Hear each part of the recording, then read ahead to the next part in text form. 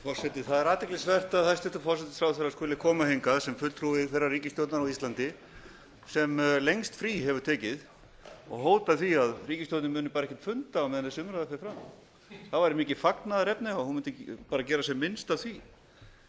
Og það mjög ánægjulegt að verða vitni að því að hæstv. Forsætisráðherra sé að telja hér dagana og stundirnar í umræðu fjárlög ríkisstjórnarinnar, vegna þess að ég held að á sama tíma séu mjög stór hluti þjóðarinnar farin að telja niður dagana þangað til að ríkisstjórn Sigmundar Davíðs Gunnlaugssonar fer frá völdum.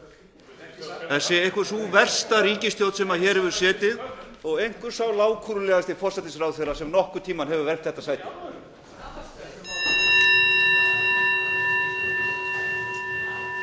Formaður þingflokks Bjartrar framtíðar segir vinnubrögð forsætisráðherra við skipun í stjórnarskrárnefnd ófagleg en forsætisráðherra fór ekki að óskum flokksins skipun Róberts Marshall í nefndina. Róbert hyggst mæta á fund nefndarinnar á morgun þótt forsætisráðherra hafi ekki skipað hann. Þorbjörn Þórðarson. Forsætisráðherra skipaði á dögunum Valgerði Pálsdóttur, framkvæmdastjóra Bjartrar framtíðar í stjórnarskrárnefnd. Skipunin vakti furðu þar sem Róbert Marshall hafði starfað í nefndinni í 14 mánuði sem fulltrúi Bjartrar framtíðar án formlegrar skipunar en flokkurinn hafði tilnefnt hann og Valgerði í nefndina. Þeim upplýsingum var jafnframt komið á framfæri að flokkurinn kysi að Róbert yrði aðalmaður í nefndinni. Við vitum ekkert alveg hvað í gangi þarna en Róbert hefur bara setið í nefndinni sem okkar fulltrúi og mjög vel inn í þessum málum og við skiljum ekki okkur hann bara líkur því starfi ekki. Býr eitthvað annað baki heldur?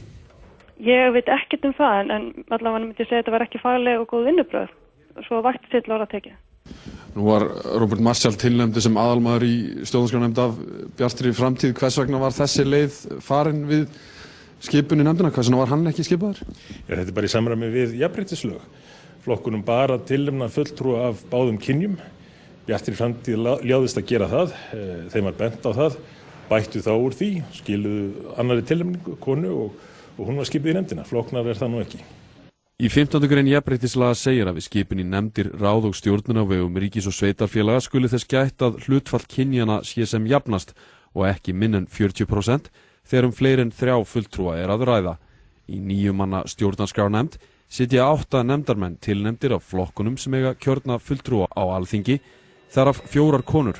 Það hallaði því ekki á konur í nefndinni.